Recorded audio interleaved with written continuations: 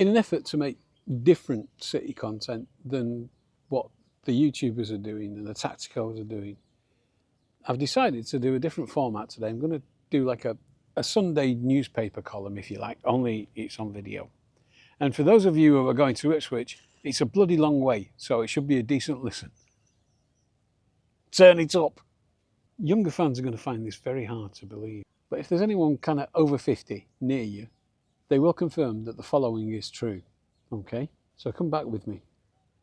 It's 1979 on Bentley Road in Denton. You're in a prefab. You're in your bedroom. You've got a black and white telly with an aerial on the top of it that you have to fiddle about with to get a decent picture. You've all seen the Mr. Bean where he's got a coat hanger and he has to hold various positions. Well, we did that. That was real.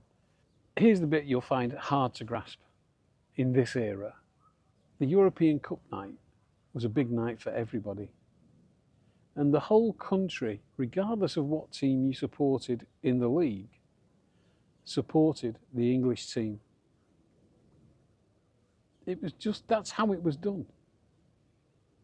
Even teams that you hated all season long at home, if they were in a European Cup final, you wanted them to win. I guess there was some sort of nationalism involved in that, but not the nasty kind, not the flag shagging, little Englander kind. It was just a national pride. It was like the national team. I think this was something to do with there not being a lot of live football. Match of the Day wasn't live, and we had that.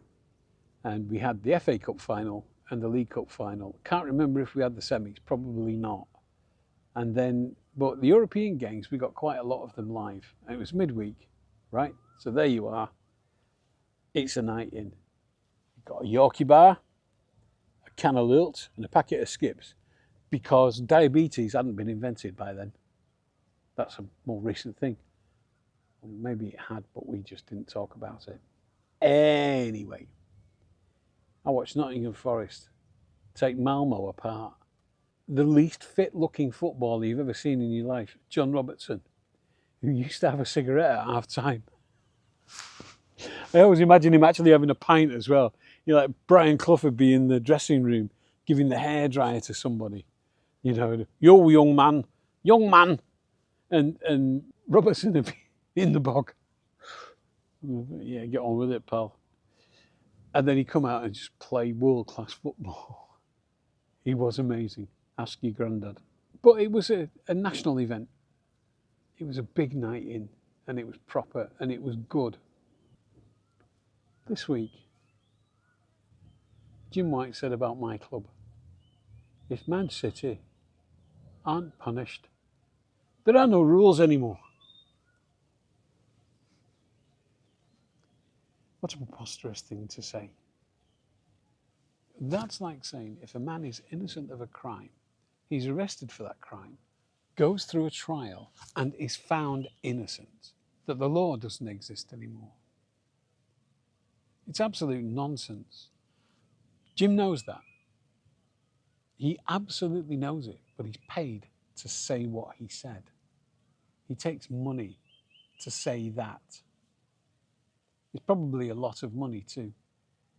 It'd have to be, wouldn't it, to surrender your dignity like that in front of millions of people on a regular basis. Jim White says something preposterous is not going to surprise anybody. It's his job. I used to be a nurse. There's a lot of dignity in that, a lot of value in it. People appreciate you, they thank you.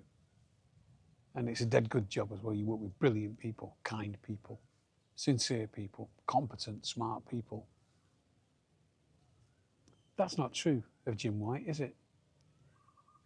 He works with wind-up merchants and people who make money out of upsetting people deliberately. That's his job. That could be his job description. What do you do for a living, Jim? I upset people on the radio and on the YouTube, and I get paid for it. And it's not just my club. I mean, he upsets everybody. So that makes it all right, right? He's not partisan. No, it doesn't make it all right. He makes money out of making people miserable, and he sleeps well and gets paid well for it. It's wrong. But there's an appetite for it. So who's really wrong? Is it Jim for taking the money to do that, to upset people, to wind people up? Or is it us and the appetites that we have? The appetite for hatred, bitterness, envy, because that's their business model. That's TalkSport's business model, is to amplify hate. Are we the baddies? I don't know. Until our appetites for this garbage change, they'll keep doing it, that's for sure. And I don't see the appetite changing. It's like we're addicted to it now, even though we know it's bad for us. Like lilt, or Yorkie bars, or skips. Can't stop. Say something bad about them.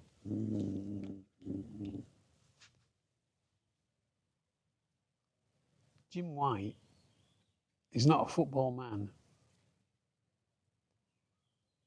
He's bad for football. TalkSport are bad for football.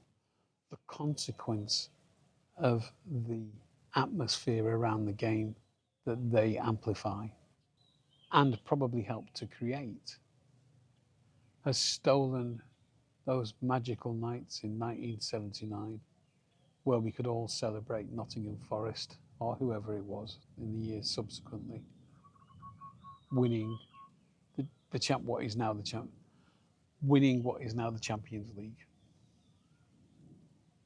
They owe us those nights. They stole them from us. Now a Champions League final is watched, hoping that a team you hate will lose. I didn't hate Malmo. I didn't hate any of the opponents of the English teams who were in a final. I was just happy I had a team to cheer for in a European Cup final, or a Champions League final as it became. That was a good thing, wasn't it? As football fans, we need to have a serious conversation about TalkSport. I hope that you got a flavour of what those magical European nights were like. It was an event. It was a big thing. Everyone talked about it, whether it was your team or not, the days before and the day after. And you were happy for whoever won it. TalkSport have replaced that with the most vulgar banter. It's not as good.